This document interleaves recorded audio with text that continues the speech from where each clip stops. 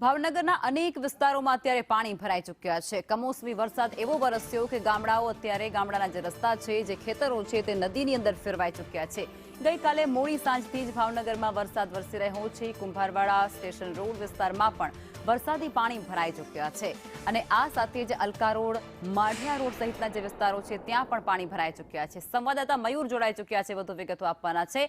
મયુર, ભાવનગરના અનેક વિસ્તારો અત્યારે નદીઓના સ્વરૂપ ધારણ કરી ચૂક્યા છે, રસ્તાઓ ઉપર નદીઓ વહેતી થઈ છે, ખેતરો જળમગ્ન બની ચૂક્યા છે, સ્થિતિ શું છે?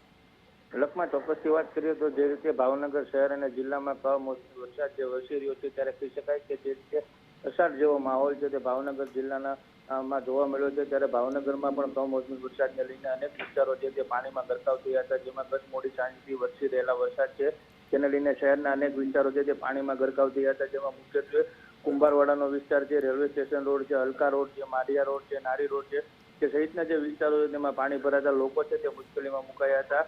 કહી શકાય કે જે રીતે વરસાદની આગાહી આપવામાં આવી છે અને તેને લઈને હાલ વહીવટીતંત્ર છે તે પણ સંપૂર્ણપણે એલર્ટ થયું છે। ત્યારે રસ્તાઓ ઉપર જે વરસાદી પાણી ભરાયા છે તેને લઈને લોકો છે તે હાલ મુશ્કેલીમાં મુકાયા છે। જી મયુર, આભાર।